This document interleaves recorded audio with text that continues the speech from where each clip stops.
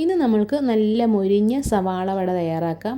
4 മണിക്കൊക്കെ കുട്ടികൾക്കും എല്ലാവർക്കും കഴിക്കാൻ പറ്റിയ നല്ല മൊരിഞ്ഞ ടേസ്റ്റി ആയിട്ടുള്ള സവാള വടയ്ക്ക് ഒരു സവാള എടുത്തിട്ടുണ്ട് മീഡിയം സൈസിൽ.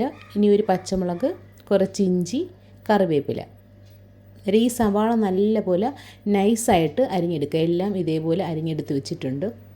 ഇനി നമ്മൾ ഇതിനകത്തോട്ട് ഒരു പാത്രത്തിനകത്തോട്ട് ഇതെല്ലാം ചേർത്ത് കൊടുക്കുകയാണ്. ഇനി ഒരു 4 ടീസ്പൂണോളം റവ ഇതിനകത്ത് ചേർത്ത് കൊടുക്കുക.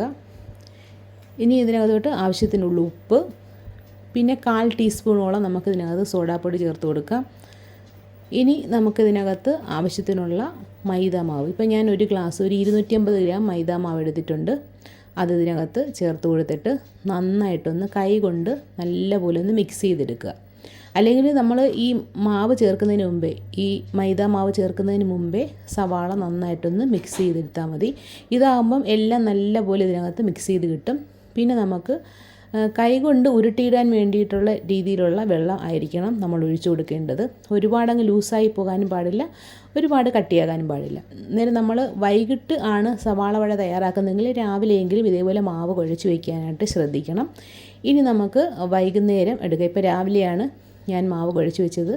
വൈകുന്നേരം നമുക്ക് സവാള വട തയ്യാറാക്കുന്ന സമയത്ത് എടുത്ത് കയ്യിൽ നല്ലപോലെ വെള്ള നനവ് ആക്കിയതിന് ശേഷം മാത്രം ഇതേപോലെ കയ്യിൽ ഉരുട്ടിയെടുത്തിട്ട് നടുക്ക് ചെറിയൊരു ഹോളാക്കിയിട്ട് ഇതേപോലെ ഇട്ട് കൊടുക്കുക. ഒരുപാട് നല്ല ഷേപ്പിൽ ആകണമെന്നുണ്ടെങ്കിൽ നമുക്ക് വേറെ ഓരോ മെത്തേഡുകളിലൊക്കെ ചെയ്യാം. പക്ഷേ ഇതാകുമ്പോൾ എളുപ്പത്തിൽ നമുക്ക് കൈ കൊണ്ട് ചെയ്തെടുക്കാം. അല്ലെങ്കിൽ വാഴയിലയിൽ പരത്തിയിട്ട് നടുക്ക് ഒരു ഇതേപോലെ ഹോളൊക്കെ ഇട്ട് കൊടുത്തിട്ട് ചെയ്യാം.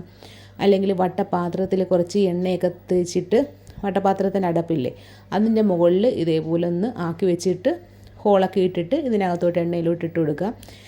ഏതെങ്കിലും രീതിയിലൊക്കെ നിങ്ങൾക്ക് ഇതേപോലെ വടയുടെ ഷേപ്പിൽ തയ്യാറാക്കി എടുക്കാവുന്നതാണ്. ഇപ്പം കൈ കൊണ്ടാകുമ്പോൾ വളരെ പെട്ടെന്ന് തന്നെ നമുക്ക് ആയി കിട്ടും. കൈ കൊണ്ട് ചെയ്യാൻ ഇഷ്ടമില്ലാത്തവർക്ക് മാത്രം അതേപോലെ ചെയ്തെടുത്താൽ മതി. അന്നേരം നല്ല ക്രിസ്പി ആയിട്ടുള്ള സവാള വട തയ്യാറായിട്ടുണ്ട്. വളരെ ടേസ്റ്റി ആയിട്ടുള്ള സവാള വടയാണ്. ഒരു പ്രാവശ്യങ്ങളും തയ്യാറാക്കി നോക്കാനായിട്ട് മറക്കരുത്. ഈ റെസിപ്പി ഇഷ്ടപ്പെട്ടു കഴിഞ്ഞാൽ തീർച്ചയായിട്ടും ലൈക്ക് ചെയ്യാനും പേജ് ഫോളോ ചെയ്യാനും മറക്കരുത്. അന്നേരം നമുക്ക് അടുത്ത വീഡിയോയിൽ നല്ല റെസിപ്പികളുമായി വീണ്ടും കാണാം.